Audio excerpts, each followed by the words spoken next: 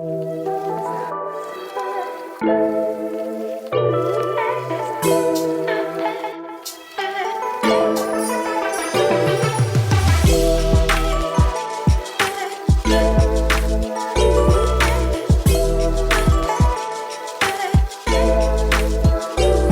up? It's your girl Nisha. Welcome back to another episode of Laughing and Crying. We back. This episode explores both the beautiful and the painful experiences that relationships can bring. And yes, that even means the relationships we have with ourselves, you guys. That's an important relationship. I'm just saying. So prepare to laugh at all the stupid mistakes that I've made in my relationships and ultimately learn from them so that we can heal from them. Of course, if you're new, I'm excited you're here. Duh. And for everyone else, what's up, podcast land? Welcome back and thanks for being my people. If you think more people should listen to the show, you can help the podcast get noticed by sending an episode to a friend, writing a review on Apple Podcasts, giving me 5 stars on Spotify, or by continuing to share the show on social media. That is like a tongue twister. Continuing to share their show on social media. Weird. And if you yourself want to go deeper into the topics and laugh harder, join me over on Patreon. If you have a podcast episode that you want me to speak on, Patreon would be the place to let me know. That's where I go for inspiration. Also on Patreon, you get the podcast early and you get personal vlogs of me and my family whenever I decide to put them up there. So you don't want to miss out on that opportunity.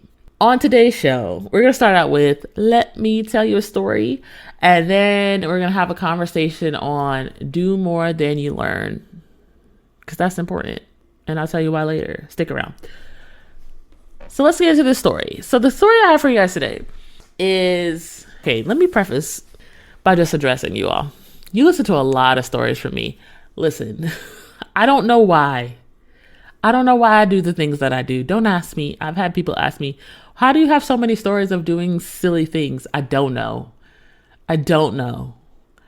Maybe it's because of the topic that I'm going to talk about today. But the story I have for you guys today is about the time that I decided that I've had an aversion for too long or a fear for too long.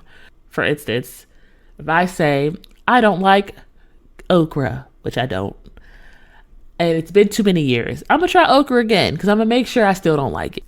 I don't like backing down from a challenge. If the challenge is to like okra, I'm going to listen, I'm gonna step up to the challenge.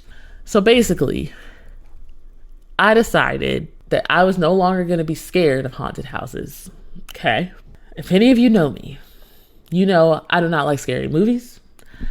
I do not like thrilling movies. What is it called? Thrillers. My nerves are pretty good. So if you scare me, I'm gonna say, okay? I'm gonna scream. But my husband, on the other hand, he is all into it. He's like, yeah, let's go do the thing. Let's be scared. Let's watch the scary movie. Let's see the gore and the me. I don't care for it. Either way, one Halloween, I think it was like 2 or 3 Halloweens ago, I decided I'm going to go to a haunted house. And guys, guess what? In true Nisha fashion, it wasn't just a haunted house. It was like a haunted trail, which is worse. Man, when you could just see tree lines, you don't know what's out there. Anyway, psych myself up. We get to the backwoods of wherever we are in South Carolina, and I go, great. I'm with a whole group of people. Dre's family, me, my friends, their family. Like, it's a whole group. Okay, and I think, I'm going to go with these people because they're going to make me feel safe. I'm just going to let you know everything I'm saying is sarcastic because none of it happened that way. We get to the thing. We ride this creepy school bus in these weird gory scenes down this long winding road. Everything's safe on the school bus. Nobody gets scared of the school bus, although it's like creepy music being played.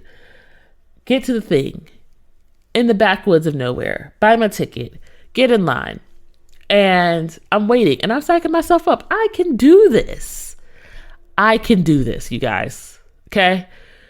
Dre, on the other hand, terrible partner to have in a situation like this. He doesn't care if you're scared. He's going to push you into the monsters, okay? Didn't know that up front. Didn't know my husband was this type of person in life. We get through like the threshold. It's our turn. Go with the group. The first thing they do is put us in a box. All of a sudden, the box starts shaking like do. Box is shaking. Why? Then there's like flames and we get like warm, like the box is on fire. And I'm like, what? Like, I thought it was just supposed to be scary. Why are we on fire right now? Box is on fire. Everybody's like, oh, it's so fun. What? Who thinks this is fun? So I'm like, okay, yeah, fun in the box. All of a sudden I hear like all this like snorting, like it's pigs. What is this going on? What? Oh, we're in a box, we're on fire, pigs snorting, don't understand the storyline. Either way, they let us out the side of the box. I am very confused. Everybody else gets it because I guess it's some sort of, it's alluding to some sort of scary movie. I don't know. First thing we see is a man in a pig mask.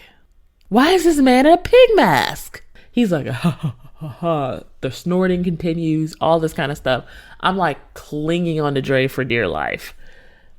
So, theater of the mind, walking down this path, there's trees on the left, there's trees on the right. It's just this like, maybe a path that could fit 4 people across, right? So it's a path that we're walking. They put me on the edge. Okay, anytime you ride on a roller coaster, anything, you go in the middle if you're scared. You go in the middle because you feel like you got the cushion on each side. No, they put me on the edge. This is my husband, ladies and gentlemen, puts me on the edge. Pigman is right next to me. He's walking. I thought this is one of those things where, if they see that you're scared, like maybe they'll leave you alone. Because people out here have trauma. People out here have PTSD and whatnot. Either way, I'm like, okay, I'm telling the guy, hey, don't really care for this stuff as much. Talking to the pig man. Because I'm like, I need you guys to understand. Hey, I don't really care for this stuff as much, so maybe you can back off. He thinks it's funny. Pig man decides to come closer. I say, pig man, I don't care for this. This is not my cup of tea. I'm just out with my family trying to have a little bit of fun. Pigman, back up. He decides it's even funnier, so he comes closer. Guys, when I tell you I signed a waiver that says I wasn't going to punch anybody, and Pigman almost got knocked out. Because all he had to do was touch me one good time. And I'm telling Dre, I can't do this. This is too much. I don't understand why he's over here. And Dre's like, ha, ha, ha. They come after the people who look the most scared. What am I doing here? So I'm like, okay, I'm out. And then all of a sudden I start freaking out. I'm talking about all out freaking out, guys. I'm like crying. I'm upset. I'm like, what is happening? Am I stuck in here? Like, it was literally like the most traumatizing thing. Like, you guys are probably like, oh, Niche, I don't care. Screw all of you. Okay. It was scary. And the pig man, he needs to be fired. I hope that I got him fired. Because why are you coming after somebody who's literally telling you, leave me alone, okay? Be better at your job. Anyway, the people came over to escort me out because I was like, they were like, hey, she's tapping out. She's done. Everybody I'm with is saying that. And so the man who, like, I guess he owns it, or maybe he's just like one of the workers who isn't in costume, comes out to escort me outside, like out of the haunted trail. And the pig man decides he wants to follow us. And even the man who worked there had to be like, dude, back up. Like, she's done. It's okay. Like, you win the award. You get the medal. Yay. You see how frustrated I still am about this, man. Still frustrated. So I get out. I'm like crying and tears. And I just like sit out in the haunted trail. Not that that's not even more scary, because I'm sitting out there basically by myself. Because all of my other friends, actually one of my friends, she came out to sit with me, but I'm just sitting out there by myself, and I'm like, why did I do this? Why did I put myself through this? It's because I have a rule. And my rule is, I do not let fear dominate me. I'm going to keep trying. And if I'm still scared, at least I find out that I'm scared. You know what I mean? Y'all might be thinking I'm crazy, and I kind of think I'm crazy too. Either way, I did that. And I'm going to get in this conversation today. Okay? I'm going to get in this conversation, and the conversation is actually about do more than you learn. I heard somebody talk about this recently, and I was like, I want to talk about this on my podcast. And the reason I want to talk about my podcast is because I'm that person. I am the person who wants to sit down, listen to all the podcasts, read all the books, do all the self-help, have conversations over coffee with people, do all of the things. And sometimes to me, doing all of those things makes me feel like I'm doing something. Right? The last time I went to a haunted house, I was very young. I was traumatized because I went way too young. And up until this point, I've learned all this stuff and I've matured and I've realized, oh, it's all fake and everything. But I couldn't really put that knowledge to the test until I did something with it, right? And I think it's the same thing with this topic. It's, you could spend all the time in the world learning how to do something better, learning how to do something more, maturing and believing that you would be someone different, even in relationships, you guys. And I know my podcast is about relationships. And so we sit around and we talk about, creating boundaries and having grace. And we talk about being vulnerable. And sometimes we sit around and we think that we're doing something we're really not. As much as I learned in therapy about being vulnerable, I don't think I was at my most vulnerable until I both got married and started doing this podcast. Even when I started doing this podcast and I listened back to old episodes, I realized, man, I wasn't as vulnerable on those episodes as I am currently. And I'm sure in the future, I'll be more vulnerable in those episodes than I am right now. And I say all this to say, some of us, when it comes to information and learning and books, we're just so gluttonous and we'll take in and we'll take in and we'll take in. And doing all of that learning makes us feel like we're in action, when truly we're just still as stagnant as we were before. We just know a bunch of stuff now. And so the people who really succeed in life, the people who really get somewhere, are the people who say, okay, I learned this, now let's go do it. Okay, I learned this, now let's go do it. Okay, I learned this, now let's go do it. And the people who don't are just talking. And I think when it comes to relationships, when we talk about vulnerability, don't just sit here and listen to me, guys, and say, yep, that's what that is. Yep. I want you to be able to come back to me and say, like, I felt that it did hurt. I shared something with my spouse or my partner or my friend or my mom that was really, really, like, it felt like I was being naked because I was being so vulnerable. Or I want you to say, man, I listened to that episode on boundaries and I went and I set some boundaries with my family. I went and I set some boundaries at my job. Don't be the person that just sits around like I was and just takes in all this information and fool ourselves into thinking that we're doing something we're really not. Because ultimately, it's more comfortable. It's more comfortable to learn about changing our perspective than actually changing our perspective. It's more comfortable to learn about having hard conversations than to actually have hard conversations. And we can't truly sit around and listen to how we're supposed to do relationships if we're not going to actually get out there and heal. Like I say it all the time in the beginning of my podcast, hey, you're listening to my stories so that you could ultimately learn from them and heal from them. But part of the healing process is actually putting into practice so that you could see where you're broken, so you could see where you're healed. So I challenge you today, if you heard about going to see a therapist and you're like, I'm going to do that, stop this podcast, go find a therapist and set up an appointment. If you're like, man, I really need to set boundaries with my mom. Good job, Nisha, on that podcast. Stop this podcast. Go write down what your intention is about setting boundaries with your mom and implement it next week.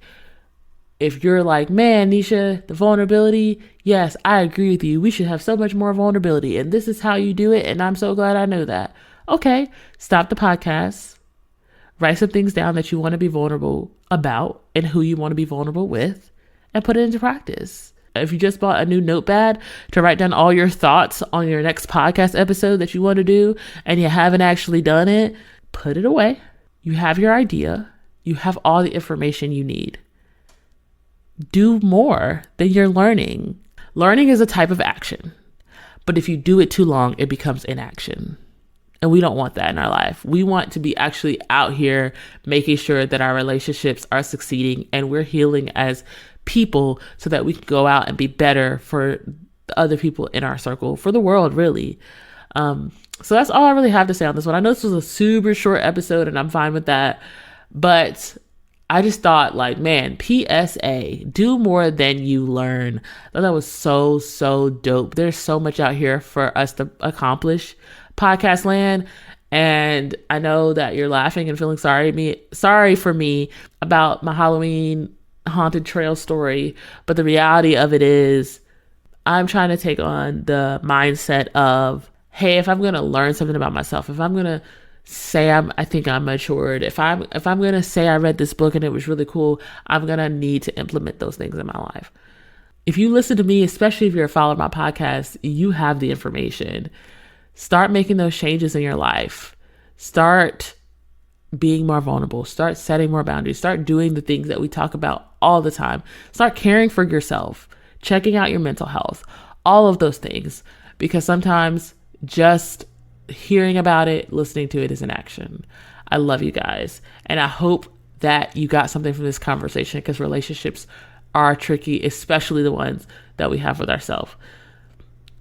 Make no mistake, I would love to hear any other thing that you want me to talk about on these podcast episodes.